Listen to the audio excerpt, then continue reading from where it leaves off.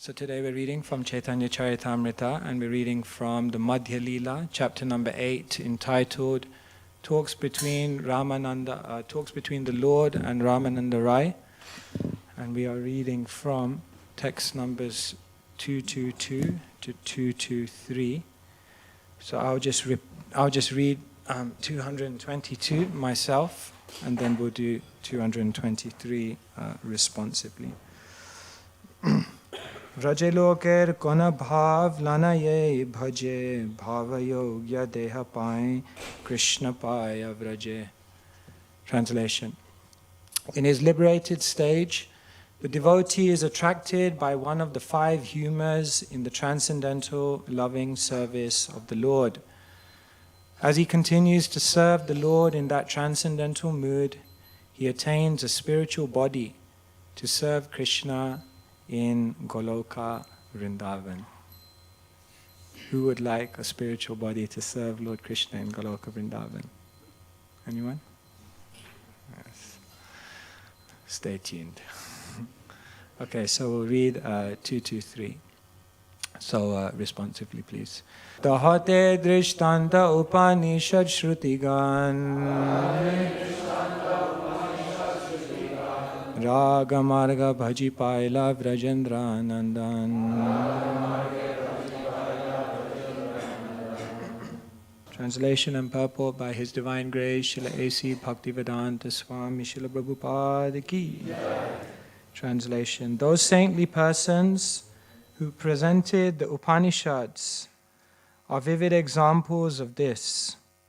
By worshipping the Lord on the path of spontaneous love, they attained the lotus feet of Vrajendra Nandan, the son of Nanda Maharaj.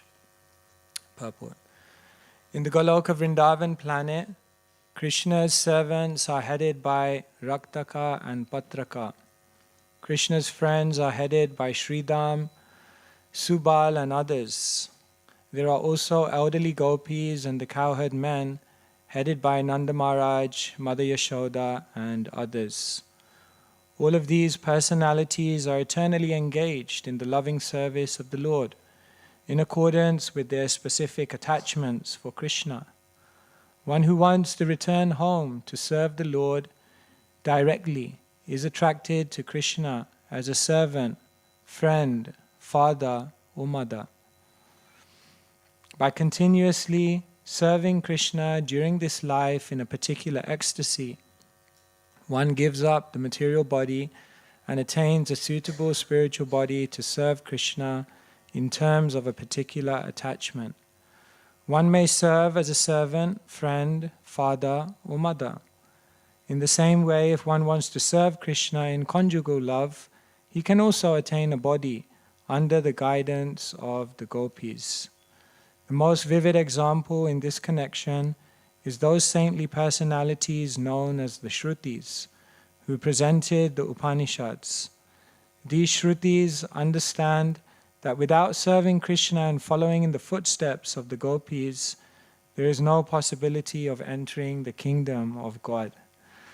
Therefore, they engage in spontaneous loving service unto Krishna and follow in the footsteps of the gopis. Srila Prabhupada Ki. Once there was one man, and he was working for a construction firm. So his whole life he had worked for this construction firm. He made so many houses, and he was expert. He would do it from the beginning to the end. He would design the house, he would acquire the land, he would hire the people, and then he'd make these incredible buildings. So what happened is his whole life he worked very, very hard for many decades, 4 or 5 decades working as a builder. And then finally it came to the point where he thought, this is it, now I need to retire. So he was just thinking, that's it. They told him, no, you're so good, stay on a little bit more. Finally it came to the point he said, no, I just want to take my retirement pay and I'm gone. So then what they said to him is they said, look, you're so good, just do one final job for us. At least do one final job. And what we'll do is we'll give you a blank checkbook. So you can be as creative as you like. You can find whatever land you want. You can do whatever design you want. You can employ whoever you want. Let your imagination run loose and build the best you can. He was thinking, I just want to retire. I just want to get my last pay and get out of here. They said, no, you do one last job. So he thought, oh God, what to do? Keep the boss happy. So I'll do it. But it was one of those, he was thinking like, I just want to get this over and done. You know, it's like the 16th round at 11:30 at night. It's just like, okay. So it was kind of like one of those, you know, he was just thinking, oh, just get it done. I just want to close up shop and I just want to get my retirement pay and go. So anyway, I'll just do it. So what he did, he just said, where's the closest land? Okay, buy that. Okay, architect's drawing, just do a quick job, whatever's easy, boom, boom, boom, 3 floors, make it nice and square, was finished. People to hire, just whoever's cheap, whoever's available, just get them to do the job. Anyway, he finished it up super quick. Then finally he came to the boss and they said, have you done? He said, yeah, I've done everything. I've done the last job, everything. They said, are you satisfied with it? He said, yeah, I'm fully satisfied with it.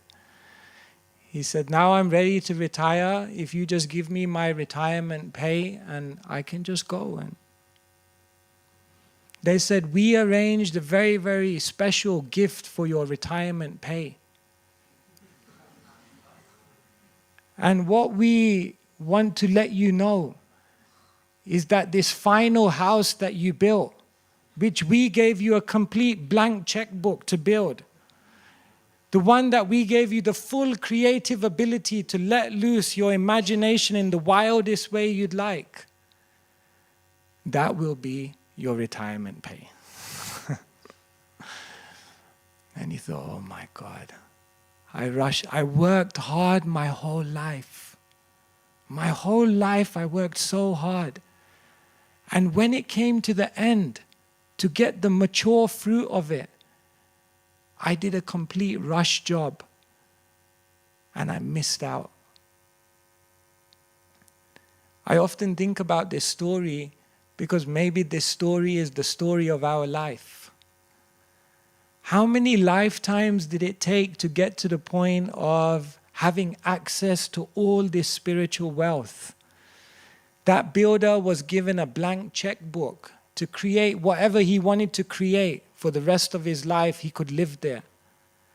We've been given so much spiritual wealth. Here in this purport, Srila Prabhupada is giving us the prospects of the kind of home we can build in the spiritual world. Srila Prabhupada is inspiring us. He's saying, you can be a servant of Krishna. You can be a friend of Krishna. You can run with Krishna in the pasturing grounds of Vrindavan. You can be even in Krishna in conjugal love. You can do whatever you want to do. It's a blank checkbook of spiritual wealth. The possibilities are endless.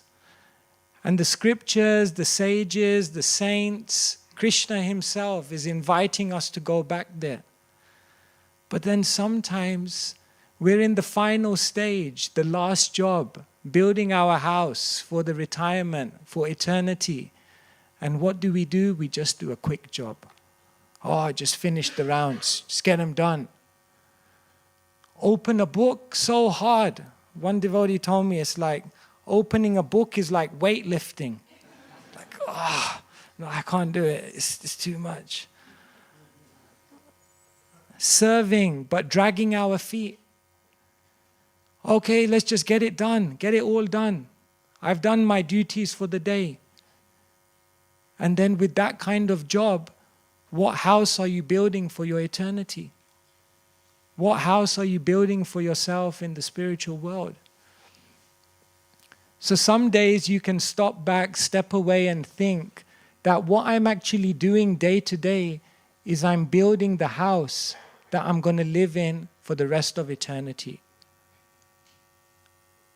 You know, today if you go to Govardhan, It's very, very beautiful. When you walk around Govardhan and you do parikrama, for a certain part you can't see Govardhan because the Govardhan stones are not manifest. And then you come to a place called Gwal Pokhara, where Krishna used to have his lunch with his cowherd friends. And at that point you begin to see the rocks of Govardhan, the Govardhan Shilas. And then as you walk around Govardhan, and if you look closely at the foothills of Govardhan, then you'll see many people have come there, and what they've done is with bricks, they've built a house over the Govardhan Shilas. Have you seen? And they come to the foothills of Govardhan, and some of the, it's just a brick, 2 bricks and a brick on top, just to cover the Govardhan Shila. And like this, many, many people over the generations have built these houses over the Govardhan Shilas to protect them. And according to Vrindavan tradition, people do this because they're saying to Giriraj that I'm building a house for you here. Just with whatever humble, what can I give you? Just a few bricks and I can make a small house for you. But please, in return, you build a house for me in the spiritual world where I can eternally reside at the foothills of Govardhan. Therefore, Raghunath Das Goswami is beautifully praying, Nija Nikata Nivasam Dehi Govardhanatvam. My cherished desire, my heart is trembling with the aspiration that one day I will live in eternity at the foothills of Govardhan and be constantly in the association of Vajendra Nandan Krishna. So we're building a house for the rest of our eternity. So we should not do a quick job. We should not waste the opportunity. We should not do it half-heartedly. We should not do it inattentively. This is your retirement pay. You know, when you join the temple, like there's often a lot of opposition. Every devotee has to go through this, many devotees. So when I joined the temple, there would always be, like, for a period of about 6 months and 1 year, various delegates from my family and friends who would come here to convince me I was wasting my life. So I remember one day one of these delegates from my family came and I sat up there in the patron office with them and they said, "What are you doing? You're wasting your life." And then this person, he said, "Why don't you just get a job?" So I said, "This is a job." He says, "This is not a job." I said, no, this is a job. This is the best job in the world. He said, "This is not a job. If it's a job, how much salary are they giving you?" I said, "I don't know about the salary, but the retirement plan is out of this world." Somehow Krishna inspired me to say that. You may not get much salary here. What salary you get? But the retirement plan is out of this world. You see, you work hard for so many things to get some money. So hard. And how hard are we working for building our eternal future? It's amazing. I calculated that if we put even 10% of the effort that we put into material life, into spiritual life, I'm convinced we would be flying. Imagine every single person in this world does 20 years of material study. Everyone does it. It goes without saying. Imagine we just did 10% of that 5 days a week, 6 hours a day to learn about Krishna. Imagine where you would be. How many hours do people work in a week? 30, 40, 50? Imagine the sacrifices we make to earn a living in this world. Imagine we did 10% of that for Krishna. Imagine all the risks, all the sacrifices you made, all the things you do that you didn't want to do just to get along in this world, and you did 10% of that for Krishna. Imagine where we'd be. So we're building a house for eternity. In Mumbai, Srila Prabhupada was desirous to build the Juhu temple, and one person came forward. His name was Mr. Sethi, and he was inspired by Srila Prabhupada. He was ready to do whatever Prabhupada wanted. He was the head of a construction firm.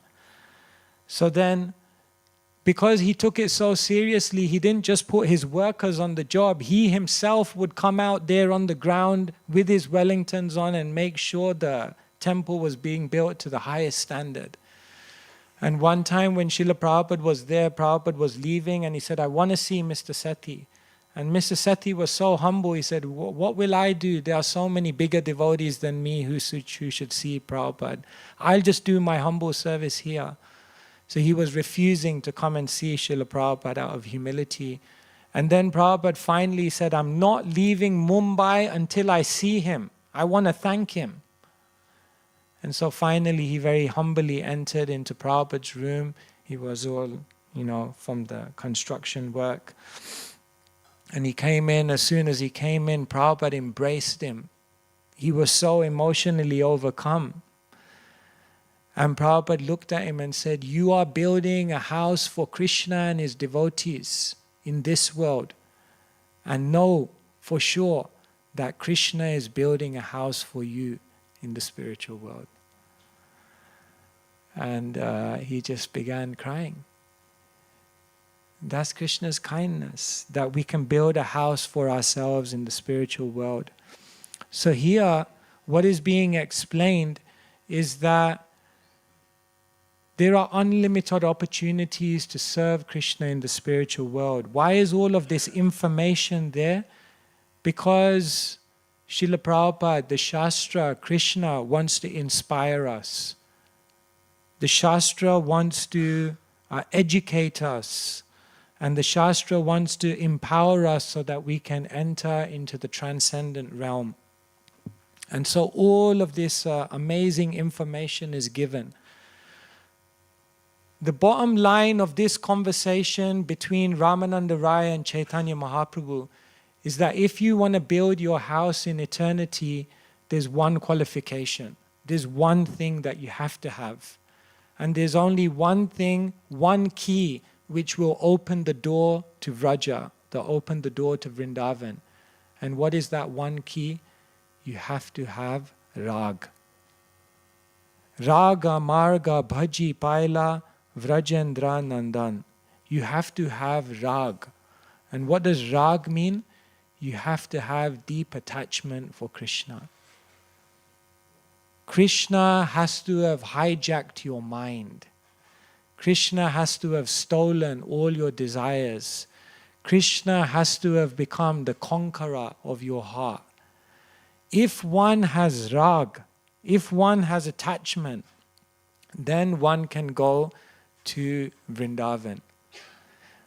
If one is a strong sadhaka, if one is very, very disciplined, if one is incredibly regulated in all their duties, but at the end of all of that, they don't develop rag, despite all their efforts, they cannot enter Vraj.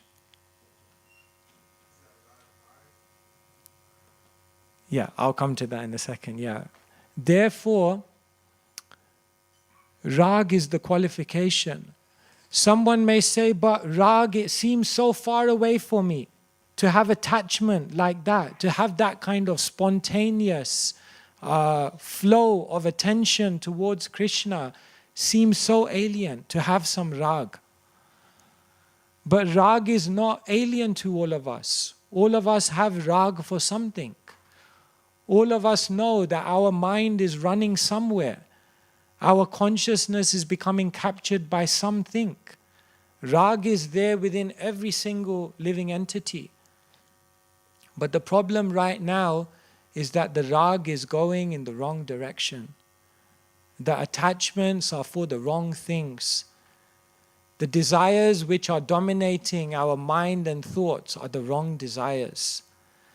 And therefore, spiritual life is completely spontaneous. It's all about rag. But right now, because our rag is going in the wrong direction, what we have to do is Vedi, sadhana. We have to do regulation. Because when something is going in the wrong direction, you have to regulate it to bring it back on course. But is the goal of life to stay in a regulated state? No. The regulated state is only there so that you can correct the flow from going to the wrong place to going to the right place. So therefore, there is material consciousness where raga is going in the wrong direction. So what do the acharyas come in and say? Vedi sadhana bhakti. Regulate it. And readjust the flow of that attachment towards Krishna. But we must understand that the goal is not to stay in a regulated state. Shri Shri Radha Gokulananda ki, Sitaram Lakshman Hanuman ki jai. The goal is not to stay in a regulated state. The goal is eventually, through that regulation, the rag should just go towards Krishna. That is the goal. And therefore, Chaitanya Mahaprabhu is revealing to the world the raga marg. We have to ultimately have rag, and we have to ultimately be following raga marg before we leave this world. Otherwise, you cannot go to Vrindavan. But in order to achieve that rag, what do you have to do? Vedi sadhana. You have to regulate. You have to practice very diligently. And then it will work. So what is actually being revealed here, we may not appreciate it fully, but this is actually a secret that practically no other theology in the world will teach you. You see, you can say there are, broadly speaking, 3 types of religion that people follow in the world. One is conventional religion or cultural religion. Another is committed religion. But then there is spontaneous religion. Now, if you imagine a circle, then practically outside of the circle is everyone who doesn't follow religion. And then there is one circle of people who follow some kind of religion. Now, in that circle of some people who follow religion, 99% are just doing conventional religion. Oh God, give me a house by the sea, a color TV, a 50 million gigabyte MP3, Jaya Jagadisha Hare. That is what 99.9% of people are doing, conventional religion. Now, if you look in that circle, there will be a smaller circle, a very smaller circle in there, and that is the people who do committed religion. They are the sadhakas. They are the ones who actually follow something seriously. But do you know that within that circle, there may be one? There may be one who has some rag. That person is very rare. Caitanya-caritamrta is for that person.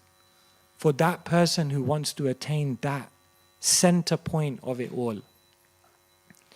What is rag? What does it mean to have rag? This is a type of religion that most people have never heard of. You see, even when we look at committed religion, even that looks very, very high. Isn't it? Like if as a devotee you tell people what you do every day, for most people that's very high. Like say a devotee chants 16 rounds every day. That means you're praying to God for 2 hours every single day. How many people in this world pray to God for 2 hours every single day? That's very rare. So even committed religion, when we look at it, it looks very high. But there's more. That's not the goal. Raga Marg is the goal. What is Raga Marg? Say, for example, in cultural religion, someone thinks, I will give something to Krishna. I will give something to Krishna. Then what is committed religion? One thinks, I will give everything to Krishna. Yad karoshi, yad ashnashi, yad johoshi, dadashi yat, yat tapashyasi kaunteya, tat kurushva madarpanam. Hey, it's for you. Everything's for you. Then you begin to think, what can be higher than that? Can there be anything higher than that? So what does the Raga Marg person think?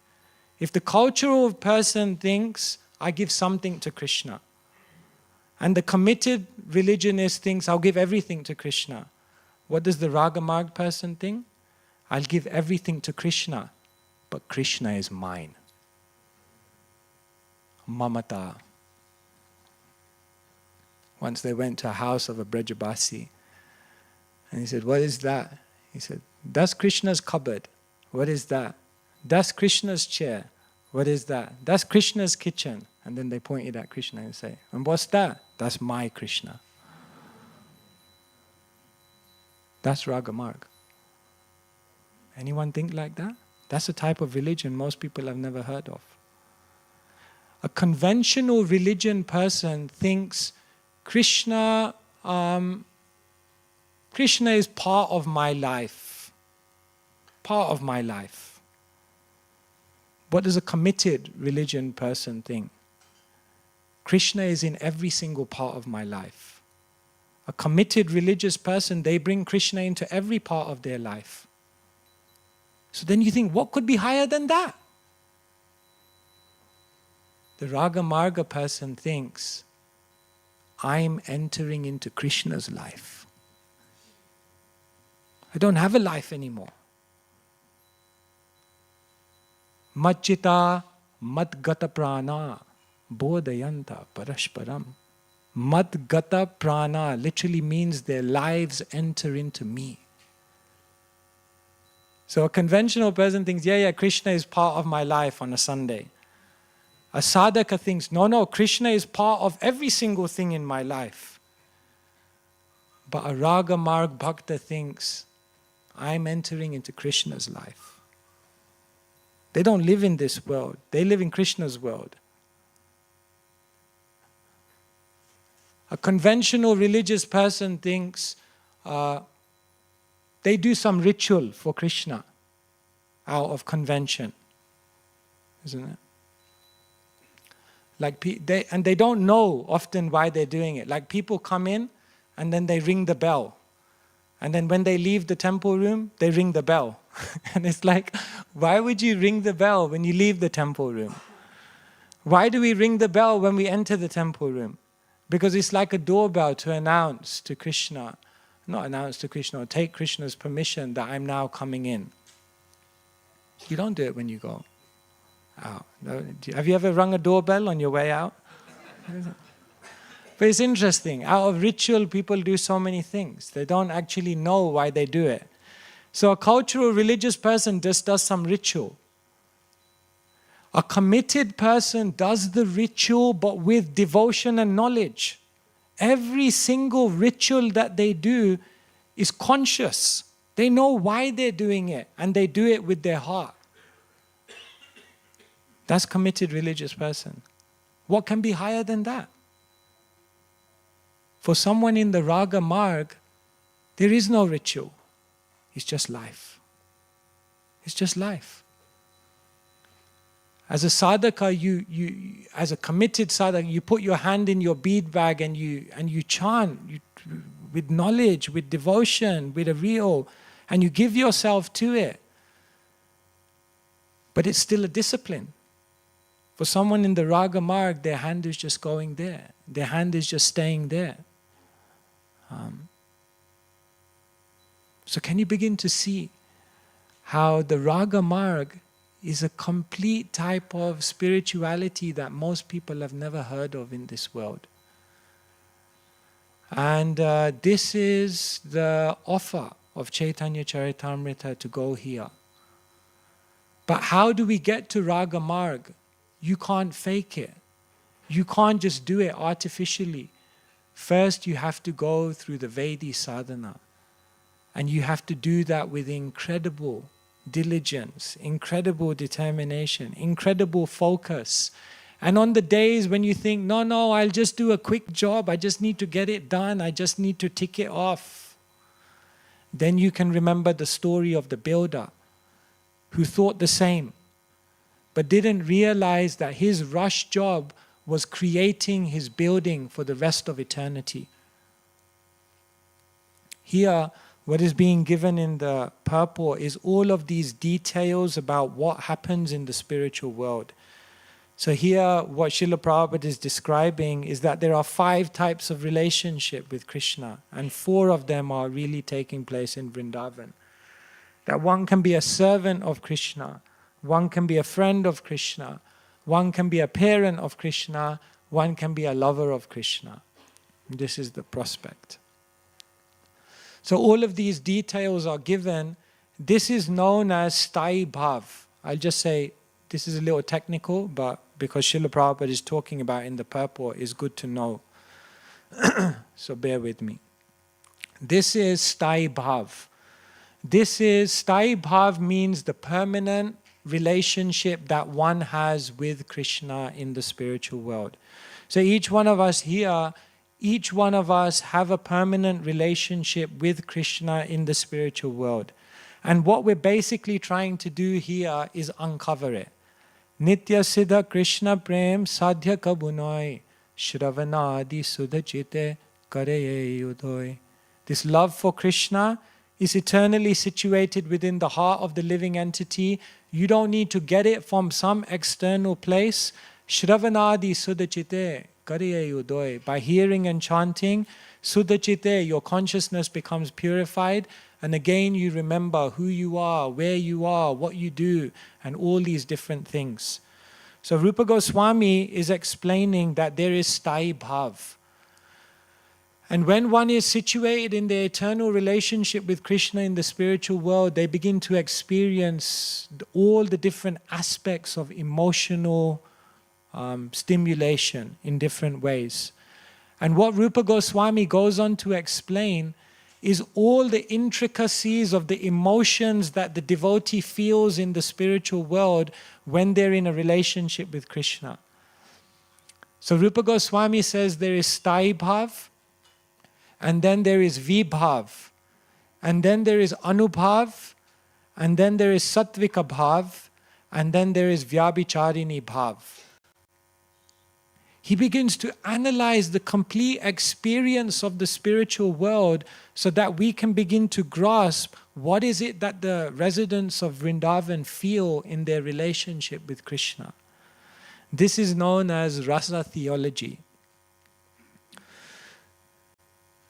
I'll explain what these 5 things are, but just to let you know, for your information, where did this Rasa theology come from? So originally, these things that Rupa Goswami outlined, they were mentioned in the Sama Veda. Later on, what happened is there was one Bharat Muni, and Bharat Muni wrote one book called Natya Shastra, in which he expanded and wrote about all of these different emotions that someone goes through in a relationship. Later on, there was someone called Abhinavagupta in the 9th century, and he wrote a commentary on the Natya Shastra where he began to expand on these ideas. And later on in the 14th century, there was someone called Vishwanath Kaviraj. This is not Vishwanath Chakravarti, it's someone else. And he wrote something called Sahitya Darpan. And he expounded further on all of these different emotions. And then what Rupa Goswami did is he took the work of Sahitya Darpan, Abhinavagupta, and the Natya Shastra of Bharat Muni, and then he compiled something called Nataka Chandrika, and later on Bhakti Rasamrita Sindhu, in which all of these things are explained. However, one should not think that Rupa Goswami got the information from them. Actually, Rupa Goswami got the information from who? Chaitanya Mahaprabhu.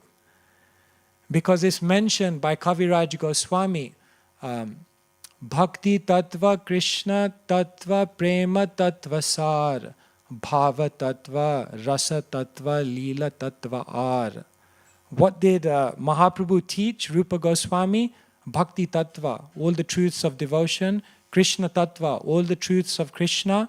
Prema Tattva, all the truths of love. Bhava Tattva, all the truths of emotion. Rasa Tattva, all the truths of rasa. Lila Tattva, all the truths of Krishna's pastimes. And therefore Rupa Goswami had all the information, but all he did is he took the framework that was given from these books to express it to the world in a way they could understand.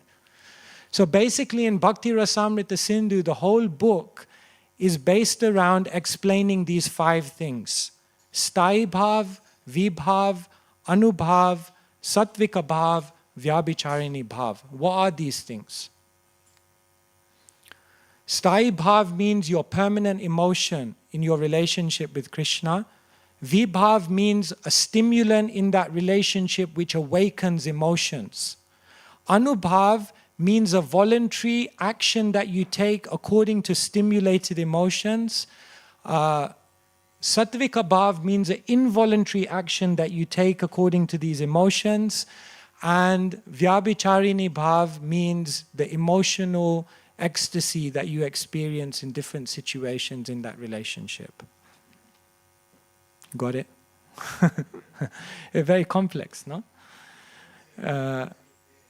It takes many days to explain, yes. Let me try and give you a simple example of what this all means.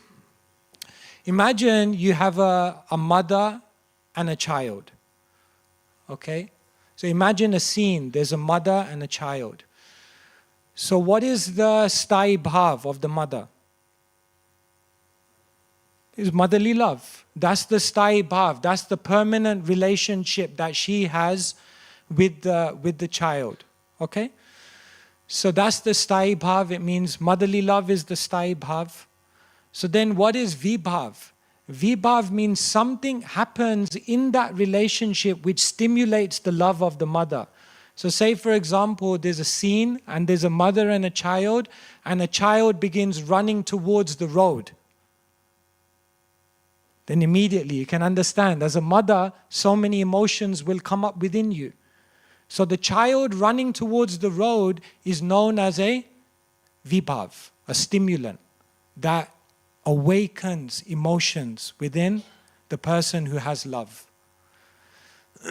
Then what is anubhav? Anubhav means a voluntary action. That's a response to the vibhav. So then what does the mother do when she sees the child running towards the road? She begins running towards the child. So running towards the child and opening her arms is said to be anubhav. And then what does she do? She picks up the child and then without her own volition, naturally she begins crying out of happiness because she saved her child. That is known as sattvika bhav, involuntary emotion. And then what happens is she puts the child's head toward her head and she sees that the child is very hot. So maybe the child has a fever. So then immediately she becomes very worried that, oh no, my child is sick, my child is sick. So that worry is known as a vyabhicharini bhav, an emotional state that occurs in the relationship. So what Rupa Goswami does is he explains when you have a relationship with Krishna, you also have sthai bhav. And according to your sthai bhav, there will be certain things which will stimulate you, vibhavs. And according to what stimulates you, there will be certain anubhavs and sattvika bhavs which will take place as a response. And then what will happen is according to all of that, there will be a vyabhicharini bhav, which basically gives you certain emotional moods within you in your relationship with Krishna. So this is all described by Rupa Goswami in the Bhakti Rasamrita Sindhu. And why does Rupa Goswami tell us all of this? Because he's trying to inspire us that everyone in this world is looking for rasa. Everyone in this world is looking to be emotionally moved by something. Everyone in this world wants their mind and heart to be captured by something or someone. But until and unless you do that in relationship with Krishna, it will always feel like a vacuum. Therefore, in order to experience that with Krishna, you have to have rag. But in order to develop rag, you have to practice Vedi sadhana. And the devotee who does that, Caitanya-caritamrta says, Raga hina jane bhaje shastrera agyai Vedi bhakti boletare sarva shastra goy. That when we don't, raga hina, I don't have that attachment for Krishna, then raga hina jane bhaje shastrera agyai, then you follow the path that is given by Shastra, Vedi bhakti. But remember, Vedi bhakti is not the goal. Just as regulating your raga is not the goal. We want to live free. We want to be free. Freedom is what we seek more than anything. Just like the other day we were going up the motorway and it was like, you saw all these people riding Harley Davidsons. You know, they come like 20 of them and they just ride their Harley Davidson. I was thinking about Harley Davidson, if you don't know, it's the famous motorbike. And Harley Davidson, their slogan was ride to freedom, ride to freedom. And I was thinking, these guys are just going up and down the motorway. It's like, is there much freedom there? It doesn't seem like much freedom there, you know. The concept of being free. You see, even regulated religion doesn't sit so well with us. We do it, but it doesn't feel so natural. But we do it because we know it's good. The real thing is freedom, the natural movement of one's rag. But right now, because our rag is in the wrong way, we need to redirect it. Therefore, we have to regulate. But eventually, we have to get there. But that will only happen if one is extremely diligent. And therefore, remember that story of the builder and ask yourself, am I just doing a quick job right at the end when it really counts? All of the lifetimes and all of the things that we've done, it all culminates in this point, this moment that we're in now. And according to what we do now, that will be the retirement plan. And so, as we read Caitanya-caritamrta, then we remember this requires extreme diligence. This is serious business to somehow awaken rag within the consciousness. Hare Krishna. Okay, so maybe I'll stop there because this is a very complicated subject matter. And just see whether there's any questions or comments or anything anyone would like to ask. Yes, Arun Prabhu. Is there a mic for him so that they can...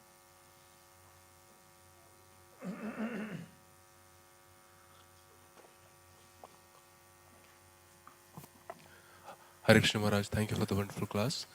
My question is regarding, on the verse we have Upanishad Shruti Gana. Yeah. So people who are considered as Upanishads, So if you can just explain the importance of hearing. Yes, thank you. Sorry, explain the importance of hearing. Hearing from Upanishad Shrutika. Like, Oh, yes, yeah. okay. Well, before that, I think I should make a comment on this. Yes, it's said that, you see, in Vedic teachings, everything is personified. So, for example, earth, we're living on the earth, but also Bhumi Devi, this personified. Kali is the time we're living in, but we also know there's a person, Kali. So similarly, the Upanishads and the Shrutis are what we're hearing from, but they are also personified, the personified Vedas, the personified Shrutis. So Srila Prabhupada is giving their example because it said that the personified Shrutis, they wanted to enter into the conjugal rasa with Krishna in the transcendent Vrindavan. And therefore they began praying, they began worshipping the gopis. But what happened is that they eventually had to come down to Vraj in Krishna's time. And they took birth as gopis. And only when they took birth in the bodies of the gopis, and they constantly associated with the gopis and heard from the gopis, only then on the Sharad Purnima night were they able to enter into the rasa dance with Krishna. And therefore here, Srila Prabhupada is giving that example to say that if you want to enter into a particular relationship with Krishna, then you have to associate with those people that have that relationship, and you have to hear about those pastimes specifically to then be qualified to enter into that relationship. This is known as Lila Smaranam. So now, what does this mean for us? Does this mean that tomorrow we start to conceive of who we are in the spiritual world and then only hear pastimes of that? That would maybe be premature. Because while we have lust, anger, greed, envy, pride, arrogance, conceit, anger, and all of these things in our consciousness, where's the question? So what we're doing right now is we're hearing the Shastra to get the inspiration to overcome our anarthas. We're hearing the Shastra so that the Shastra will smash our illusion that we can be happy in this world. And then later on, once that illusion has been smashed, once those anarthas have been cleared, then we go to the Shastra to hear the Leela. Because then we can connect with the Leela and then become inspired. But that is a very, very advanced stage. So in the beginning, we're hearing the Shastra to purify our consciousness. Therefore, what does Shiva say to Parvati? Maline moshanam pumsham jalashnanam dine dine Gita shakrit bhashishnanam samsara malanashanam. That just as jalashnanam dine dine, just as day after day you take a bath with water to cleanse your body, Gita shakrit bhashishnanam samsara malanashanam. That by bathing your words, by bathing your mind in the words of Shastra every single day, you cleanse your consciousness. So yes, we're hearing Shastra to cleanse our consciousness, to overcome the anarthas. And later on, we come to the Shastra to hear. You see, in the beginning, you're coming to the Shastra to read something, to then come out of the Shastra and then live your life with that wisdom. And that's good. So we come to Bhagavatam class, we hear Caitanya-caritamrta, we hear something nice, and then we walk out of the door back to the real world, or what we think is the real world. But in an advanced stage, you don't come to the Shastra to get something to then leave. In an advanced stage, you come to the Shastra to enter into Krishna's world. I'm not coming here to get something so I can leave. I'm coming here so I can enter into this reality. Therefore, they asked one great Vaishnava, how do you read Bhagavatam? It's great, Bhagavatam's. How do you read Bhagavatam? He said, I don't know. I only know how to relish Bhagavatam. But first you have to read. Then you'll be able to relish. So yes, hearing is so important. Therefore even Bhaktisiddhanta Saraswati Thakur, he saw Prabhupada, and what did he say? I've noted him. He likes to hear. He likes to hear. Because how does the whole transformation take place? Shrinvatam svakata Krishna punya shravana kirtana ridyantasto hiya bhadrani vidunoti surit satam. You have to be able to hear like a fish. The Bhagavat Mahatmyam says. You have to be able to hear like a fish that even underwater does not blink. You have to have that kind of focus, that kind of intent. It said that when you come to read the Shastra, it should be like how you feel when you receive a love letter from someone. I don't know, I never had that experience. But I can imagine what it's like. How excited you get sometimes when you look at your WhatsApp and you see a message from someone. Or you open your email. Some people you get very scared actually. But some people you see the name and you think, wow, yes, I want to.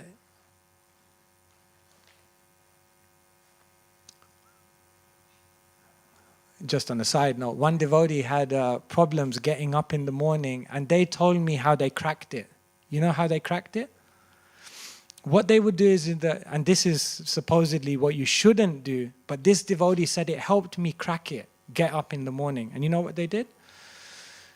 When the alarm goes off at 3 o'clock in the morning, the first thing they did was turn their mobile connection on and open their WhatsApp.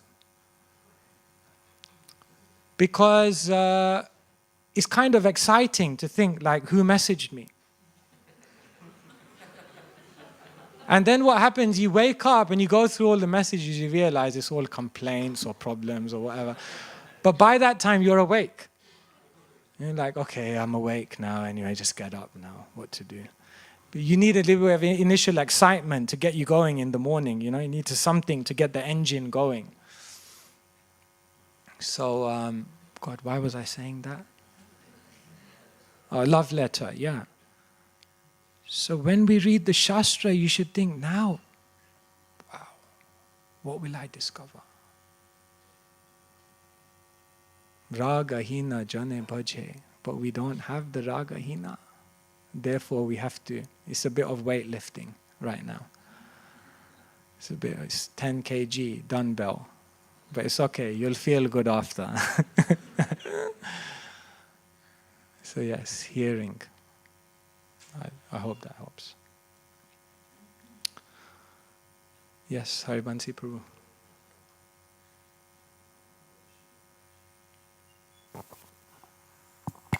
Hare Krishna Maharaj, thank you very much for a wonderful class. Maharaj, this verse, we saw that it talks about Rag Mag, and you have given such a nice explanation. You said in your class that how to get that Rag is through Vidhi Bhakti. So, I have experienced that this Vidhi Bhakti, when you are following it, sometimes it becomes a mechanical process. So my question is, how do we make our consciousness in such a way that we go to the right rag? Okay. Yes. Because what we hear is our rag, as you rightly said, it goes in the material world. But then how so to what will it direct take for our Vedic Bhakti to mature? Yeah. So Bhagavatam is saying, Akama sarva kamo va moksha kama udharati divrena bhakti yogena yajeta purusham param. Don't just do bhakti yoga. Divrena bhakti yogena. You have to do intense devotional service. Devotional service with intensity. What does it mean to do devotional service with intensity? It means that you're always increasing. The moment your devotional service is not increasing, is not intensifying, then you can understand the mature fruit of this Vedi will not come. So then the next question is, how do you increase your intensity? Well, one simple way is quantity. Do more. But you know, sometimes you look at your life and you say, I don't have any more time to do any more. So how can I intensify my devotional service? Then quality. Improve the quality of what you're doing. One Kartik, I said, everyone makes a vow, you got to make a vow. I don't have any time. Krishna, what do you want me to do? I don't have any time. You make 25 hours in a day, I'll make a vow. And then that year, what I decided to do is instead of chanting more rounds, I said to myself, I'm going to chant 16 rounds in one go, sitting down, with no disturbance. So that didn't take any extra time. In fact, it was quicker. But it was a vow of quality. And I tell you, that was it really helped. So then you have to increase your intensity by quality. What's another way you can increase your intensity? Difficulty. Do some more sacrifice for Krishna. Come out of the comfort zone. Take an extra risk. Take on more difficult tasks for Krishna. What's another way you can increase your intensity? Responsibility. Don't just look at your own spiritual life, but try to take responsibility for other people's spiritual lives. So do you see how you can constantly increase your intensity in different ways, if you want to? And if you do, then that Vaidhi Bhakti will mature into Rag. Otherwise, if you're not increasing in intensity, rest assured that it's very likely we will get stuck in mechanical practice. And then the Rag won't come. So the sutra I often give to people is find an intensity that suits your personality so that you can maintain a consistency that awakens your spirituality. But you got to be intense. Otherwise, but we were intense for so many things in the world. Imagine when you wanted something in the world, how intense you were. Something you wanted. You were willing to go to the end of the earth and back to make it happen. Will you do that for Krishna? If you don't, raga hina. No rag. No rag, no Vrindavan. Then where are you building your eternity? Come back. Welcome. Many vacancies. When you go there, it's going to take a special effort. To achieve what other people don't achieve, you have to be ready to do something that other people wouldn't do. It's not cheap. This is real. Manushyanam sahasreshu kashkit yatati siddhaye yatatam api siddhanam kashkin mam veti tatvata. Out of thousands, one may try. And out of those who have achieved perfection, hardly one may know me. You may say the odds are stacked against me. But you've already defeated the odds because you're here. You've already defeated the odds. By statistics, we shouldn't be here. Somehow, by some good fortune, we're here. Now take it to the end. You didn't come this far to just go this far. You didn't come this far to just go this far. You came this far because you wanted to reach the goal. So Vaidhi Bhakti is, we honor it. This is our life. But we can't forget the vision of where we're trying to get to.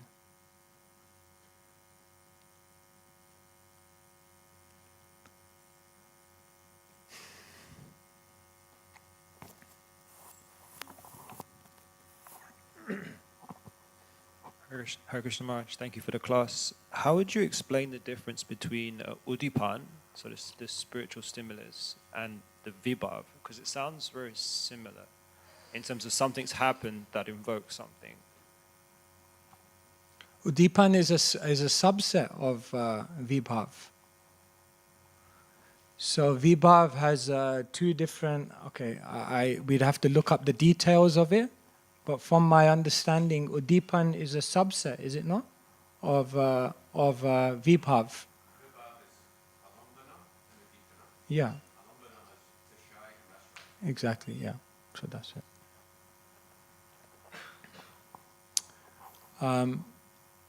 Does anyone else have any other question? Otherwise, I'll just say one final thing. Does anyone have any question? Okay. Since you asked Maharaj, I think I might just have one. So if someone didn't make it into a devotee, didn't make it into Krishna's pastime in Vrindavan, and that person ended up in a Vaikuntha planet somewhere in Dasya Ras, servitorship, would that individual be satisfied? Is that okay? Would that be okay?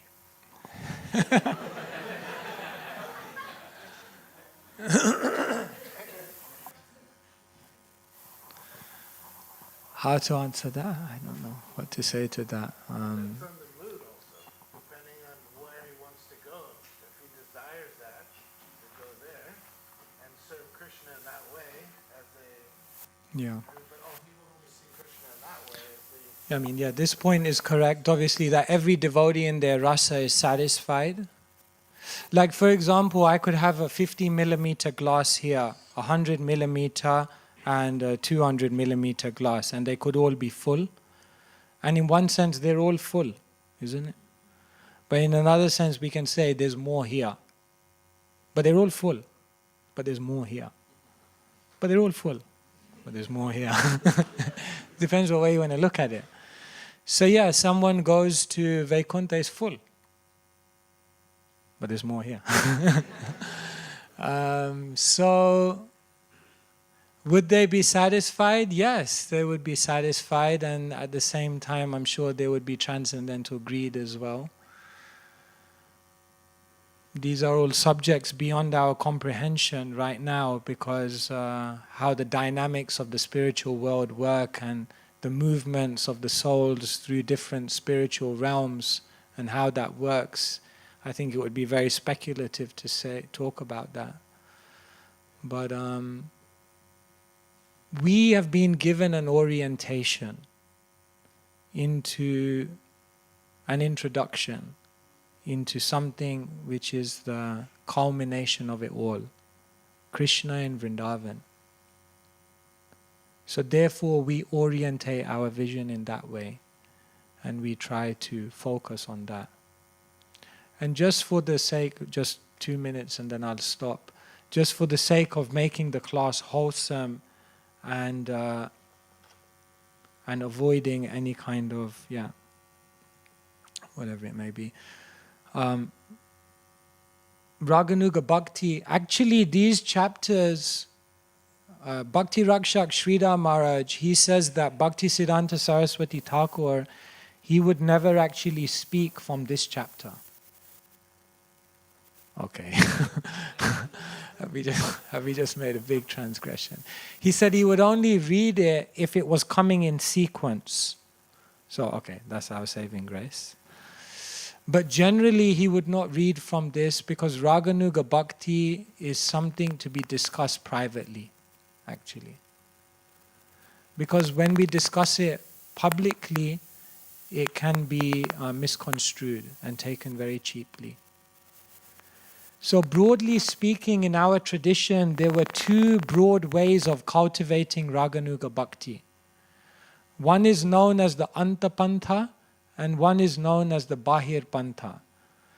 So the Bahir Pantha, or the external way of developing Raganuga Bhakti, was given by Chaitanya Mahaprabhu through Swarup Damodar to Vakreshwara Pandit, who then trained Gopal Guru, and later on Dhyana Chandra wrote books on it. How to actually externally, the external process of developing Raganuga Bhakti. And what that involved was approaching a Rasika Bhakta, a guru who knew who they were in Vrindavan, and that guru would tell you who you are in Vrindavan.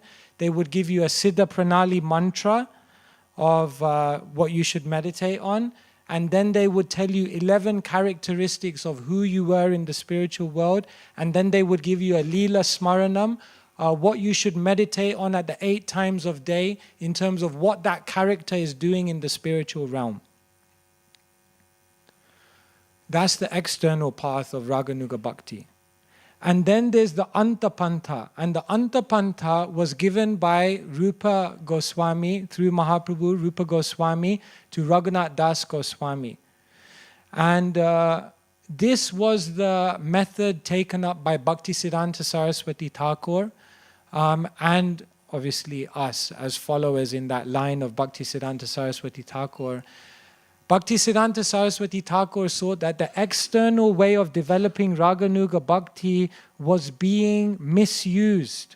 Unqualified gurus, unqualified disciples were engaging in this type of activity without having the necessary purity of consciousness to awaken that rag.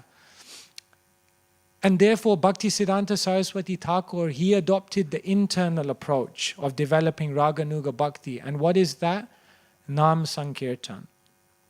He said that your identity can be revealed by a very exalted guru, but we follow the internal path where the Nam, Harinam, is revealing everything about who you are in the spiritual world. And therefore they asked Bhaktisiddhanta Saraswati Thakur, what is the Siddha Pranali mantra for Gaudiya Vaishnavas? And what did he say?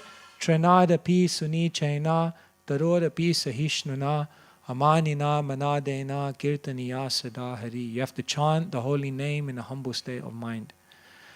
And then later on, when one becomes very mature, through the chanting of the holy name, through chanting the name, through serving the name, through sharing the name with everyone, then one becomes qualified to engage more in hearing about such things in a private